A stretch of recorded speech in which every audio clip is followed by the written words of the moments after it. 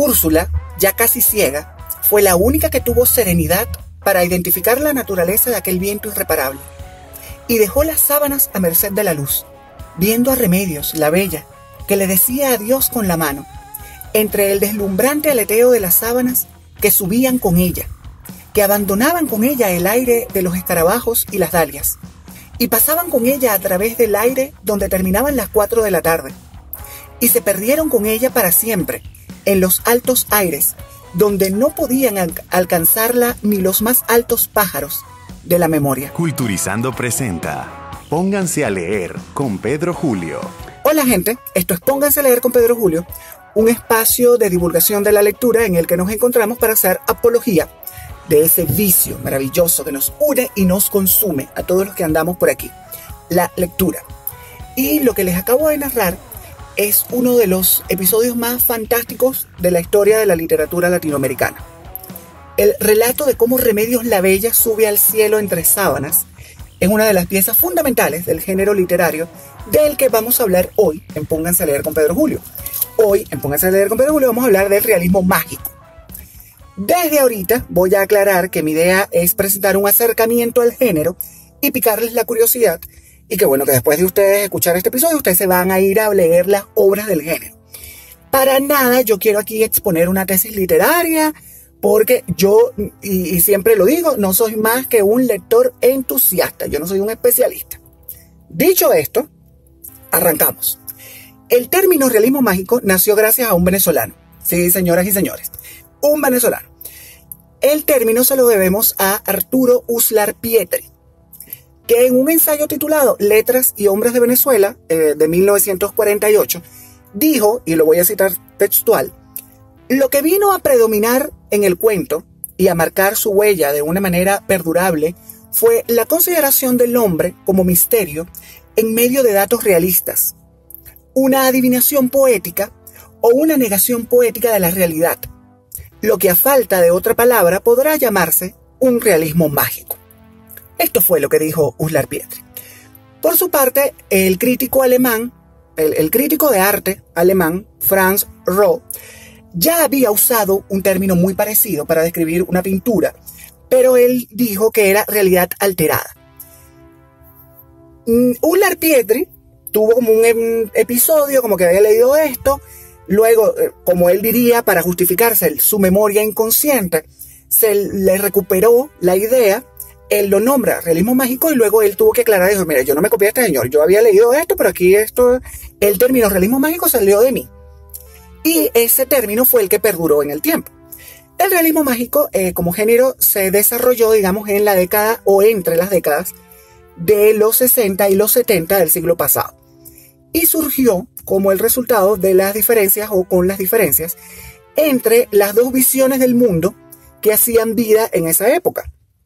Una era la cultura de la tecnología y la otra era la cultura de la superstición. Todo muy latinoamericano, todo muy latinoamericano, por cierto. Estos dos temas, que pareciera que son antagónicos, la tecnología con lo supersticioso, los encontramos en la obra de una chilena fenomenal que luego vamos a recuperarla, María Luisa Bombal, que para mí es una de las fundadoras de las simientes del género. El realismo mágico es un género que, como ya mencionaba antes, entrelaza lo real con lo fantástico. Es decir, los acontecimientos que se narran presentan situaciones en las cuales lo extraño y lo peculiar se presenta como algo cotidiano. Es algo que pasa así como tú sabes, como que normalmente pasan esas cosas extraordinarias. Es un tipo de narración que se fundamenta en la observación de la realidad, donde tiene cabida todas las singularidades, las peculiaridades, las extrañezas de nuestro entorno en la normalidad. Entonces, hay una crítica de arte, de literatura y de historia cultural que se llama Andrea Imaginario, que tiene un artículo que se llama Realismo Mágico, y ella destaca esto, ¿no? Ella dice esto. Imaginario también resalta que esa realidad es solo posible en el contexto latinoamericano, porque en este lado del charco las sociedades se comunican y se enfrentan y se alimentan mutuamente del pensamiento simbólico, en donde nuestra historia turbulenta tiene mucho peso y tiene un peso muy importante. El realismo mágico es un género que bebe de la historia latinoamericana. O sea, en este sentido, los mitos y las leyendas forman parte de nuestra realidad y por ende forman parte del género. No nos podemos imaginar nuestra historia sin que recordemos o contemplemos o metamos en esa historia nuestros mitos y nuestras leyendas. También es un género predominantemente sensorial. Y dirán ustedes, ¿cómo que sensorial? Pues sí, mira, sensorial. Porque las sensaciones y los sentidos son parte del texto. Se convierten en parte de la experiencia lectora. Mientras uno va leyendo, va sintiendo lo que se va narrando, se va metiendo en la cuestión. Y entonces, cuando yo leía que Remedios la Bella se fue volando, pues yo sentía el mismo fresco el mismo vientecillo que sintió Úrsula, que ya estaba casi ciega y que tenía los sentidos a flor de piel. A ver, ahora nos preguntamos nosotros aquí, tú sabes, ¿cómo es que un texto escrito cómo es un texto escrito en clave de realismo mágico? O sea, ¿cómo reconocemos nosotros que un texto que estamos leyendo es o forma parte del género? Bueno, verán ustedes, tesoros míos. Para que una obra se encuentre dentro del realismo mágico, debe tener unas características específicas. Yo voy a compartir con ustedes algunas de esas características porque yo he leído mucho en este sentido. Y entonces, en mi documentación, saqué una listica. Yo soy el rey de la lista. Entonces, lo primero. La primera característica es que narra hechos fantásticos o irracionales en un contexto realista. Y esto permite que el narrador y los personajes se perciban de una forma muy natural. No parecen fantásticos, sino que una gente ordinaria es capaz de hacer cosas extraordinarias y vivir situaciones extraordinarias. Esto es mucho de Latinoamérica, esto nos pasa a nosotros. Esto lo recoge el realismo mágico, digamos, sistematizado en un texto, pero luego a uno le echan un cuento de algo que le pasó a un tío, a una tía abuela, y es una cosa así como uno dice, pero ¿cómo fulanita, si yo la vi que era una pobre viejita en una silla de ruedas, fue capaz de hacer semejantes hazañas? Bueno, realismo mágico. Lo segundo es que una obra del realismo mágico contiene o encierra los fenómenos que se presentan de manera natural, y esos fenómenos que se presentan de manera natural los presenta de forma normal. Es decir, no hay una situación de la realidad por un mundo fantástico o en un mundo fantástico, sino que es todo lo contrario.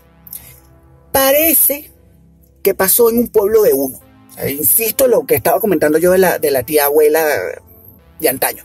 Yo recuerdo que una amiga de la infancia decía una frase que me parecía genial. Ella decía, lo que no pasa en Carúpano no pasa en otra parte. Y es algo así. O sea, lo que pasa en nuestros pueblos no pasa en otros pueblos. Y eso es muy de realismo mágico.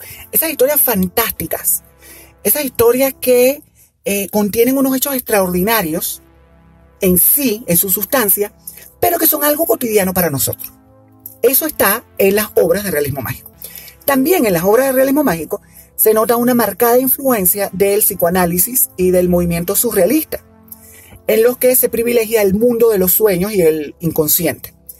Porque seguro que ustedes habrán contado alguna vez un sueño a alguien y ese alguien saltó diciendo o haciendo una interpretación de ese sueño y de lo premonitorio que podía ser ese sueño. O quizá también ese mismo alguien o alguien más saltó recomendando el número de la lotería que había que jugarse porque usted soñó ciertas cosas, características o ciertas situaciones específicas. Entonces eso está relacionado con un número. Yo todavía no he entendido esa lógica y esa cuestión, pero bueno, eso es así. No, yo soñé con tal cosa, juégate al 42. Pero juégate al 42, que yo que te lo digo. Y va la gente, se juega el 42 y sale el 42 en la lotería. Y no se lo juegan, igual sale el 42 y uno se queda así como que me hubiera jugado el 42, chicos. Que de la plata que me perdí, yo que tenía que comprarme una cholita, una sandalita. Otra característica del realismo mágico es la distorsión de la línea del tiempo en el relato. Aquí no se narra de forma lineal cronológica desde el inicio hasta el final de la historia. Aquí los acontecimientos van de atrás para adelante y de adelante para atrás también. O sea, aquí van en círculo, aquí hay mucho ir y venir en el tiempo, de capítulo en capítulo aparecen cosas que no estaban antes o se mencionan cosas del futuro. La línea del tiempo se rompe esa barrera. En el realismo mágico también se marca un rompimiento con la objetividad de la realidad y con el romanticismo, que eran las corrientes que eran predominantes en el siglo XIX. Estas obras rechazan estos movimientos como una forma de romper con el pasado que todavía parecía que estaba vivo en esa época. Acuérdense también que nuestra historia nos sitúa que el siglo XX fue un siglo de dictaduras en Latinoamérica. Entonces, ¿las dictaduras qué hacían? Bueno, las dictaduras hacían que perdurara todo este pasado de antaño y todo este olor a naftalina de la época colonial. Eso es así. En Venezuela siempre se ha dicho que nosotros tenemos un atraso de 30 años con el siglo XX por la dictadura de Gómez, porque nos mantuvo en un contexto de un entorno rural. Luego saltarán algunos historiadores para decirme a mí que eso es mentira, pero bueno, yo con Gómez a mí ese señor no me gustaba. Y la última característica que yo les voy a compartir es que en las obras del realismo mágico hay siempre una marcada e implícita crítica a los sistemas sociales y a sus élites y a la política y a los desmanes de la política y al intervencionismo de los Estados Unidos en Latinoamérica. Insisto, como retrata la realidad nuestra, lo que nos pasa, lo que nos acontece, esto es mucho de los males y de los sufrimientos en Latinoamérica. Ahí está la génesis. Y esa realidad pues se cuenta de una forma muy natural, porque dentro de esa realidad también suceden unos acontecimientos que son extraordinarios. Los temas recurrentes en las obras escritas dentro del género del realismo mágico son temas muy latinoamericanos. Son parte de la pulsión de nuestros pueblos. Y bueno, si nos damos un paseo, seguro que nos vamos a descubrir a nosotros mismos en esas temáticas de estas obras del realismo mágico. A ver, por un tema propio del realismo mágico, por ejemplo, a ver qué les digo yo, la importancia del destino. Ya verán ustedes los miles de migrantes y desplazados de nuestros países que van por ahí pensando que en la próxima parada les espera un destino mejor. Y se van porque anhelan eso, esperan eso, le dan un peso contundente. Esa fuerza sobrenatural que actúa sobre nosotros y los sucesos que enfrentamos a lo largo de nuestras vidas, nosotros asumimos que es determinante para nosotros, entonces por eso andamos buscando ese destino mejor. Hay un énfasis en ese destino que andamos buscando.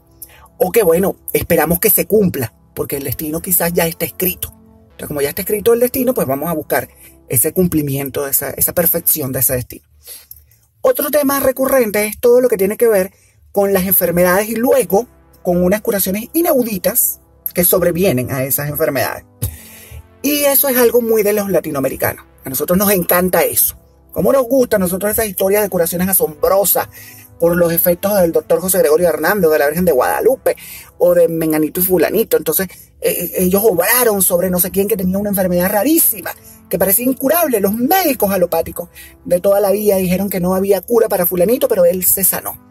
Eso hay mucho en el realismo mágico.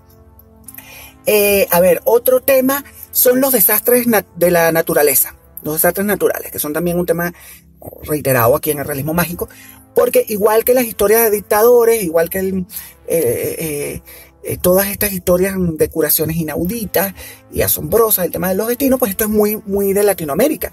¿Cómo nos enfrentamos nosotros a los desastres naturales?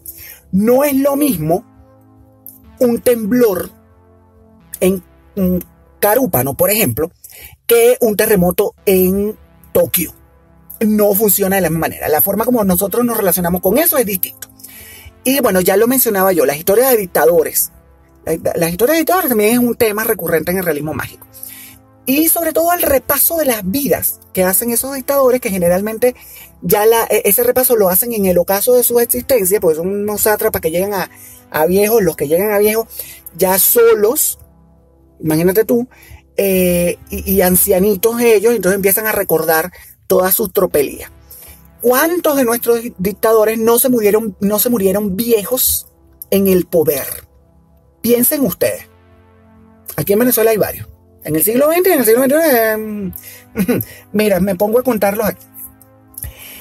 Otro tema, fíjate tú, otro tema que también es muy latinoamericano, la venganza. La venganza nunca es buena, mata el alma y la envenena, decía el Chavo del Ocho. La venganza, que es esa reparación que decidimos cobrarnos después de recibir un daño de otro ser humano, es también un tema en el realismo mágico y en la realidad latinoamericana.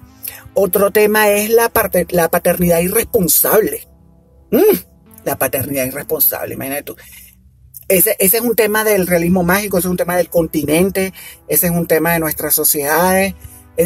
Seguro que más de uno de ustedes, cuando yo dije paternidad irresponsable o paternidad desconocida, pensaron en Juan Preciado llegando a Comala para buscar a Pedro Páramo. ¿A que sí? ¿A que sí? Seguro que sí. Y bueno, finalmente, porque tú sabes, hay que cortar un poco de esto, otro tema que es, o quizá,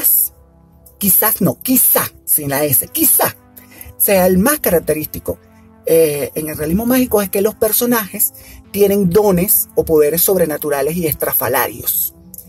Porque de este lado del charco todo el mundo tiene un poder.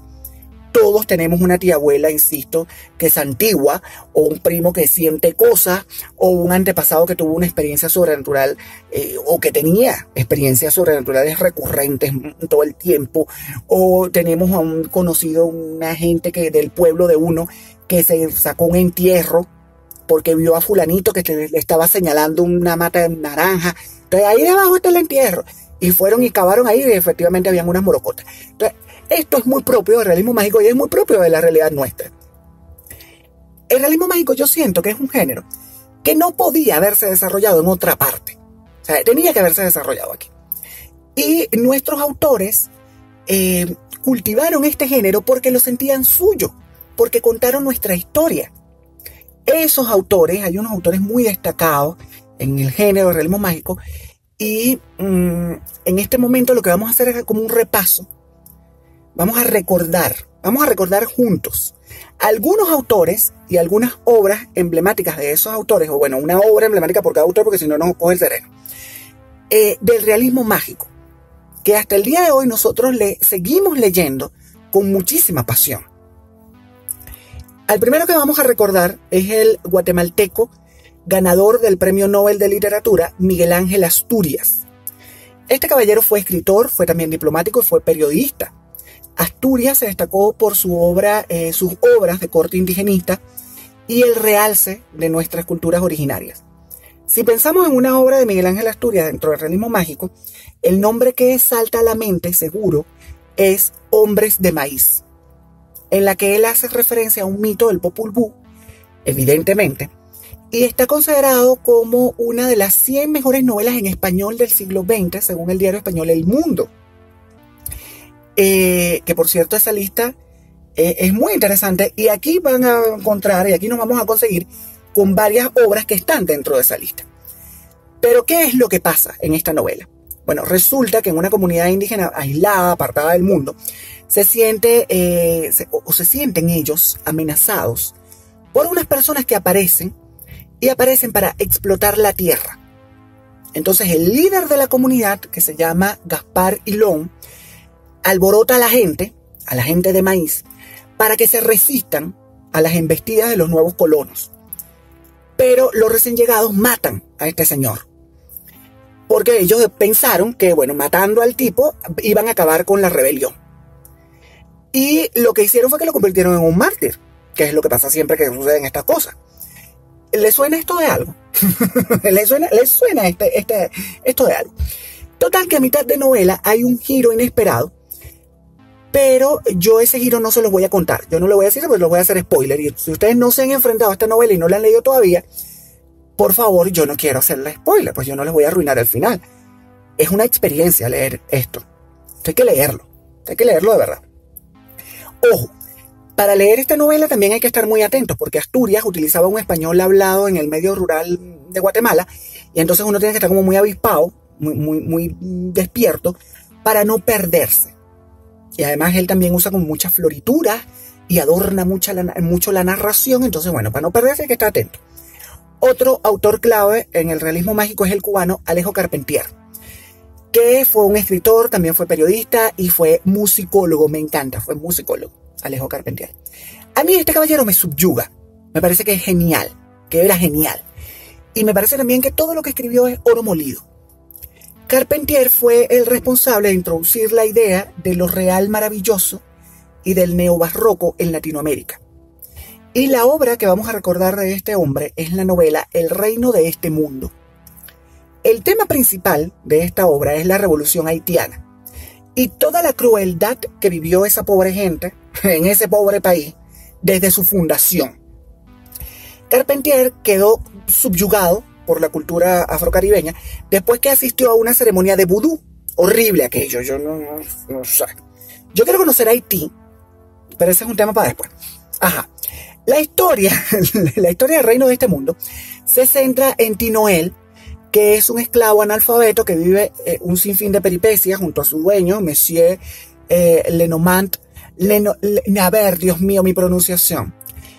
Lenormand de Messi, o de Messi. Porque resulta que Haití estaba sumida en la revolución y la casa del dueño del protagonista fue destruida por las revueltas. Entonces, este hombre, el señor de Messi, viaja con sus esclavos a Cuba en busca de un mejor destino. Fíjate tú, un mejor destino. Y resulta que el tipo era un jugador contumaz, chico. El nombre era ludópata. Y en el juego pierde todo. Perdió hasta los esclavos.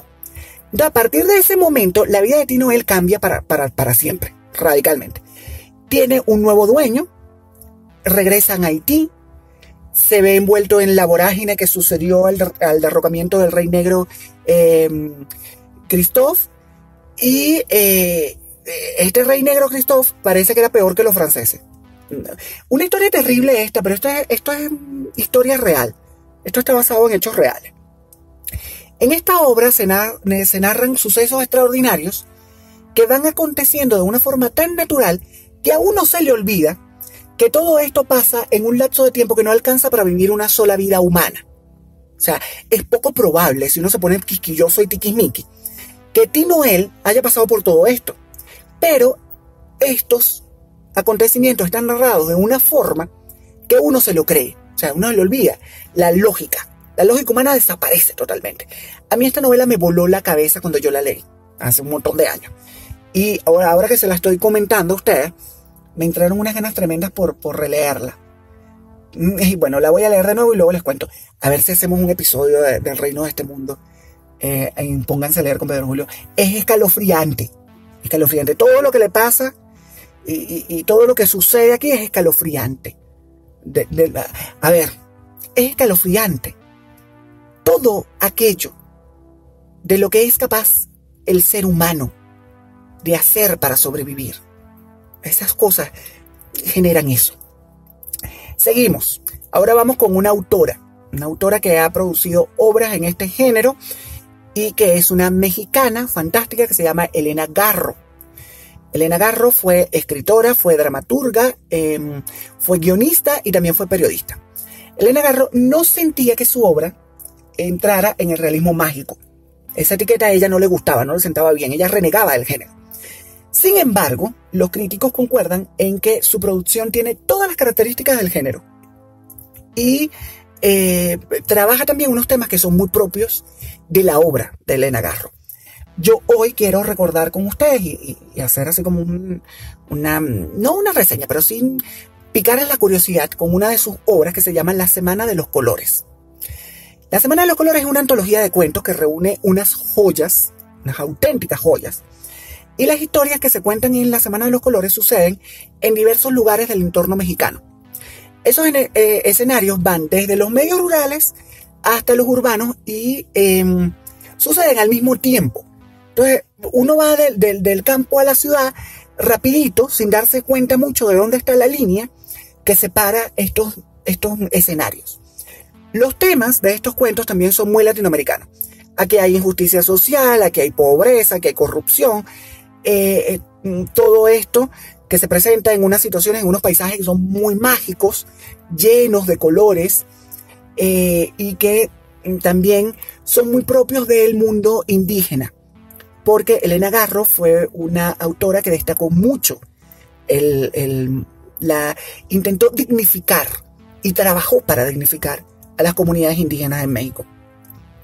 Otra autora que ha escrito en clave de realismo mágico es la chilena Isabel Allende.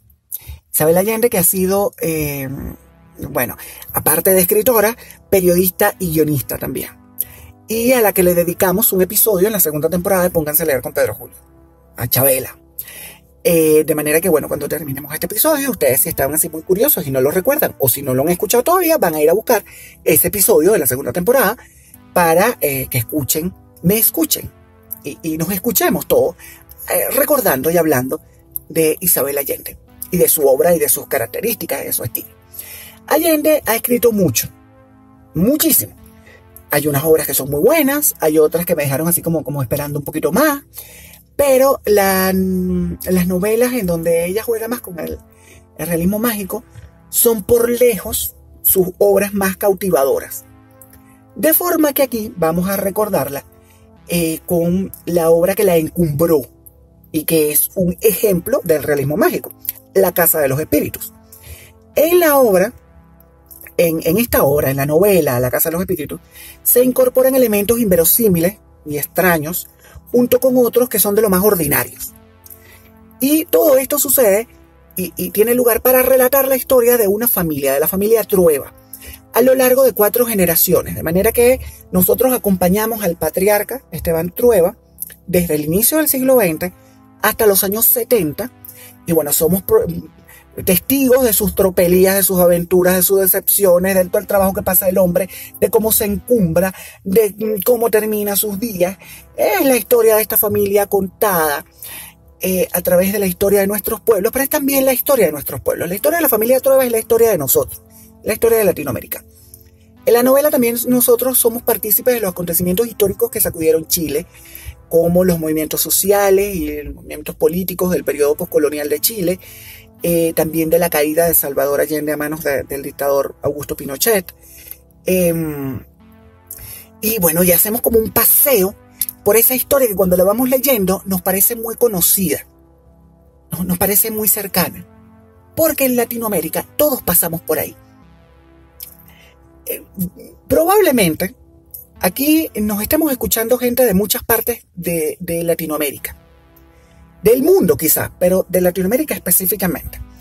Y los que somos latinoamericanos, probablemente, si en este momento yo le digo, a ver, gente, cierren sus ojitos y piensen en el nombre de un dictador de su país, seguro que van a recordar alguno. Quizás no uno, quizás varios, pero seguro que va a estar el nombre de un dictador ahí. Esa es nuestra historia. Esa, tristemente, es nuestra historia. Ahora ha llegado el turno del que seguro ustedes van a recordar como el máximo exponente del realismo mágico. Y sí, es ese mismo, es el máximo exponente del realismo mágico, el colombiano Gabriel García Márquez, al que también le dedicamos un episodio en Pónganse a leer en la primera temporada, por cierto. Un episodio cortito. Muy cortito fue aquel, porque bueno, estábamos empezando, gente. Tú sabes que cuando uno está empezando, pues, tiene ciertos temores. Y entonces no, como que no prepara mucho esto. Yo en aquella época, yo era muy amateur. No crean ustedes que no he dejado el sentido amateur en la grabación de esto, pero bueno, ahora que hay más elementos. Gabo fue también, bueno, aparte de escritor, fue periodista, fue guionista, fue editor, se ganó el Premio Nobel de Literatura en 1982, y a lo largo de sus obras los lectores nos hacemos como parte de los libros y nos dejamos seducir por este hombre que era un auténtico seductor.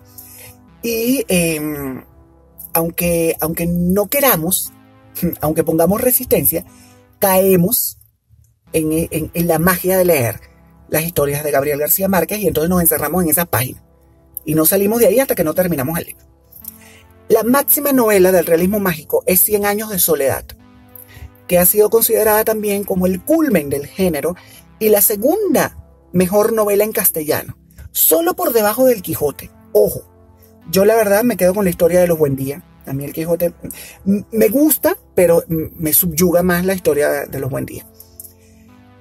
También ha sido catalogada como una de las obras más importantes de la lengua castellana durante el cuarto Congreso Internacional de la Lengua Española, que se celebró en Cartagena de Indias en marzo del año 2007.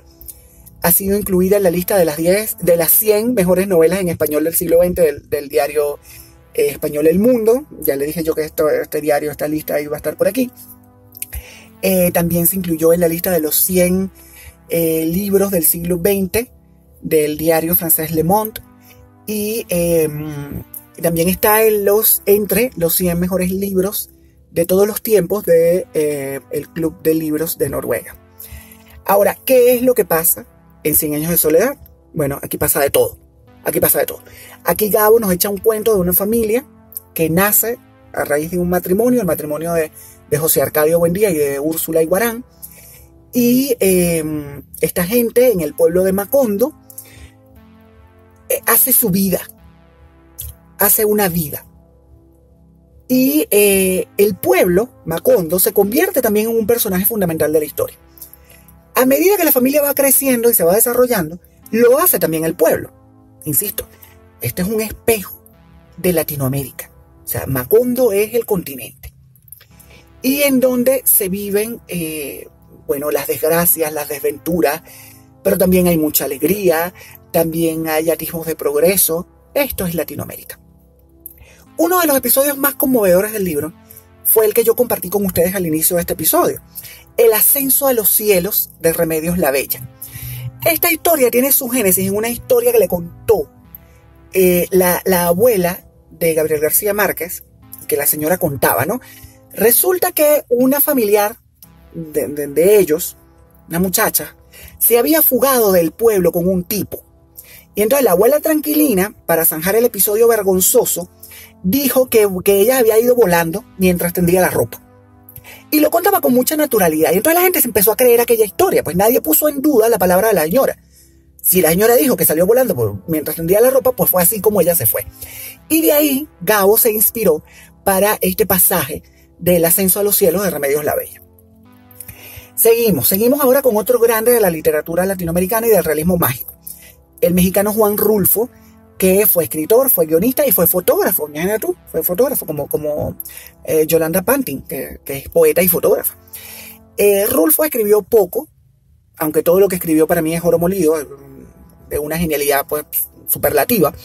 Su producción supone un rompimiento con la literatura revolucionaria mexicana y abre un delta para las letras aztecas. O sea, a partir de aquí, ya no vamos a seguir escribiendo la revolución. Aquí vamos a entrarle a otros temas, otras cosas. Entre su obra vamos a encontrar a la novela de la que vamos a hablar en este momento. Pedro Páramo. Pedro Páramo es la gran obra de Juan Rulfo. Es una obra que forma parte de la lista y lo voy a repetir así porque tú sabes, de la lista de los 100 mejores libros del siglo XX del periódico El Mundo de España. Y ha sido traducida a más de 30 idiomas. Imagínate tú. En la novela, Juan Preciado viaja a un pueblo llamado Comala, para buscar a Pedro Páramo, que es su padre. Porque Juan Preciado le prometió eso a su mamá en el lecho de muerte de la pobre señora. Él le dijo, yo lo voy a buscar y lo voy a encontrar. Pero resulta que Pedro Páramo no está en Comala. Y el enigmático pueblo, está lleno de un montón de gente a las que Juan Preciado empieza a percibir que esa gente está como muerta. Esa gente como que no está viva. Y lejos de provocar miedo, este detalle lo que hace es que acrecienta el interés del lector. Uno no siente miedo cuando empieza a sentir lo mismo que siente Juan Preciado en Comala, sino que tú lo ves como algo muy natural. Insisto, Latinoamérica, porque aquí uno se familiariza mucho con la muerte. Pedro Páramo es un personaje con una sombra muy grande y se le siente constantemente en la novela. Y aparece también como un narrador omnisciente. Es decir, que el narrador omnisciente, ¿cuál es? Bueno, el que cuenta la historia en tercera persona y no es un personaje del relato, sino que nos transmite desde afuera lo que está sucediendo en la obra, en el texto. Pedro Páramo es una obra con la que yo tengo un vínculo personal, porque yo también hice un viaje para ir a buscar a mi propio Pedro Páramo, pero el mío se llama Luis Franco. Y yo no lo busqué en el Bajío mexicano, sino que lo busqué en el Golfo de Cariaco, en el estado Sucre. Ese cuento es como para una novela de realismo mágico. Con un personaje, imagínate tú, aquí hay un personaje que tiene un cabello plástico, los cabellos son plásticos. Este es un guiño a mi sobrina Alejandra, que constató que ese cabello era plástico. Bueno, seguimos en este viaje. Y ahora vamos a hacer una parada en Venezuela. Sí, señores, en Venezuela, en mi país. Porque, no podíamos hablar de realismo mágico y dejar por fuera al tipo que acuñó el término. El tipo que lo... Bueno, no sé si lo acuñó, pero fue el que lo popularizó. Porque, a ver, como les comentaba, Uslar Pietri luego tuvo que echar un cuento que se había inspirado en esto, que había leído del señor Franz. Pero bueno, en fin, él fue el que acuñó el término y es el término que se popularizó. Arturo Uslar Pietri, que fue escritor, que fue periodista, que fue abogado, que fue filósofo, que fue político, y es también una de las figuras más destacadas de la intelectualidad venezolana en el siglo XX. Fíjate tú, Arturo Uslar Pietri tenía un programa de televisión que se llamaba Valores Humanos. Yo no soy de la época de Valores Humanos, yo nací más acá, yo esto no lo viví. Yo tengo referencias a esto por los cuentos que me echan. Y bueno, porque gracias a la magia de internet, pues uno ha tenido acceso a la producción de este señor. En ese programa, él saludaba a su auditorio llamándole amigos invisibles. Y de ahí los integrantes de la legendaria banda caraqueña sacaron el nombre, Los Amigos Invisibles. Una de las mejores bandas, yo creo es mi banda venezolana favorita, Los Amigos Invisibles. Cuidado si no es mi banda de toda la vida favorita. O sea, el disco Arepa 3000, que parece que fue escrito en clave de realismo mágico, es la gloria de la música venezolana. En estos días lo estaba recordando con una amiga y es una fantasía, ese disco es una fantasía total. Bueno, entre las obras de Uslar Pietri destaca La Lluvia. Y La Lluvia es una muestra del realismo mágico. En este cuento, que fue publicado en el año 1967, y que forma parte de una antología titulada La Lluvia y otros cuentos. A ver, el cuento se publica en esta fecha, luego que se mete en esta antología, pero el cuento realmente está datado en 1935, es de esta fecha. Y Uslar Pietri se ganó el premio de la revista Élite por este cuento. Entonces ya por ahí nos da como una idea de la calidad del texto. La Lluvia es un cuento precioso, entrañable total. Esto está ambientado en el campo venezolano, que fíjate tú, el campo venezolano no se parece a otros campos latinoamericanos. El nuestro tiene unos colores distintos, ojo que se lo dice a alguien que le cuesta mucho distinguir los colores, y se lo dice también a alguien que se fue de mochilero por Sudamérica y recorrió todos los países desde Sudamérica en autobús, a pie, y que me maravillé con todos esos paisajes y que eso me permite saber que el campo venezolano tiene unos colores distintos y esos colores distintos están en este cuento.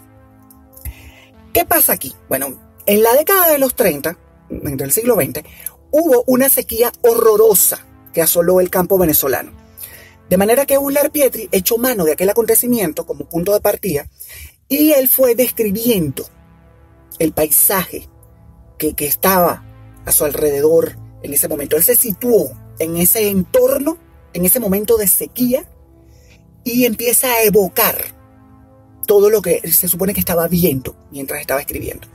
Y estas imágenes tan evocadoras llegan a nosotros a través de su pluma, que es una pluma muy poética, que cobra nuevos sentidos. Mira, fíjate tú, me voy a permitir leerles un trocito del cuento para picarles la curiosidad. Dice así: miró la sombra que se agitaba fatigosa sobre el catre. Comprendió su intención de multiplicar el sufrimiento con las palabras. Quiso hablar, pero la somnolencia le tenía tomado el cuerpo. Cerró los ojos y se sintió entrado en un sueño. Es una belleza. Y los sueños siempre están ahí. Bueno, y ya para finalizar, vamos a recordar aquí a la que a mí me parece es la pionera del género. Una mujer tan luminosa como las estrellas, la gran María Luisa Bombal, la chilena María Luisa Bombal. Ella nació en Viña del Mar, donde se hace el Festival de la Canción y donde ahora vive la mujer más paciente del mundo mundial, mi amiga Astrid Clementina, que tiene más de 20 años aguantándome. Mira que esa mujer es paciente. Bueno, Bombal fue una escritora laureada en su momento. Se ganó el premio Ricardo Lachan en 1974. Se ganó también el premio de la Academia Chilena de las Lenguas en 1976. Se ganó el premio Joaquín Edwards Bello en 1978.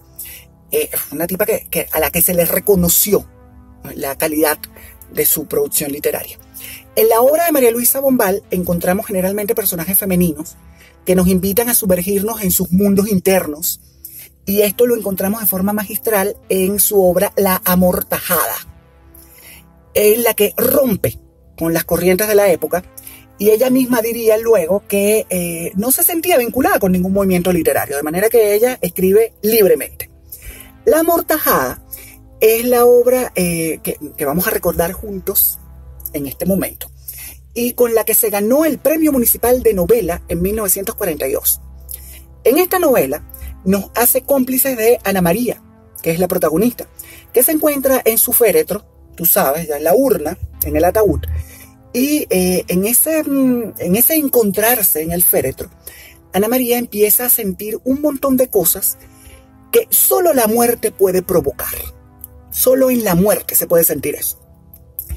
Mientras María Luisa Bombal escribía esta novela, vivía en Argentina, y allá se hizo muy amiga de un noble caballero, Jorge Luis Borges. Entonces ella iba compartiendo con Borges todo lo que iba escribiendo. Y ustedes se imaginarán aquellas reuniones. Yo daría mi reino por verlo por un huequito, porque se reunían en unos sitios donde tocaban y cantaban tango, y entonces ahí se sentaban a tomar un vinito y a echar el cuento de cómo va la novela.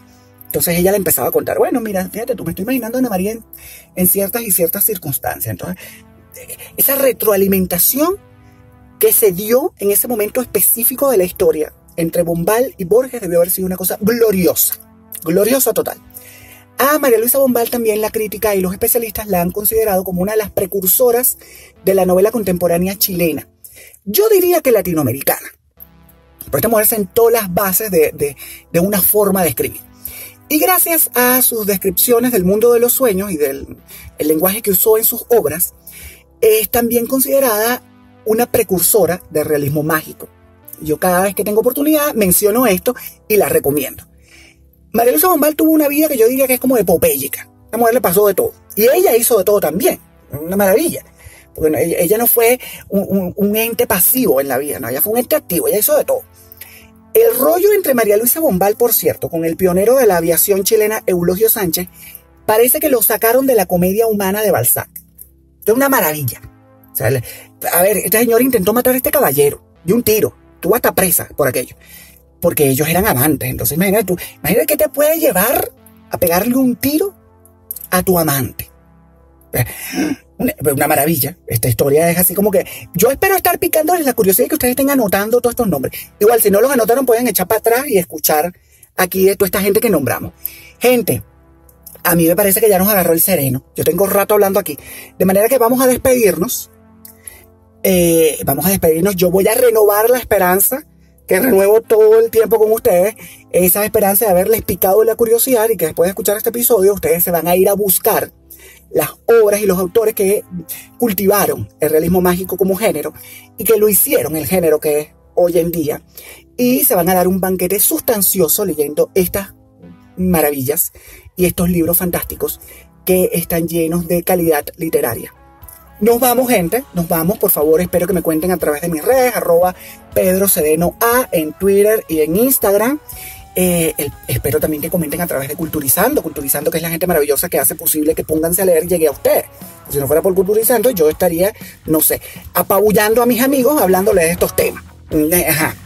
Y nada, y cuéntenme por ahí qué tal su experiencia con el realismo mágico. Échenme el cuento, comenten, por favor. A mí me interesa saber qué piensan ustedes. Bueno, es hora de irse.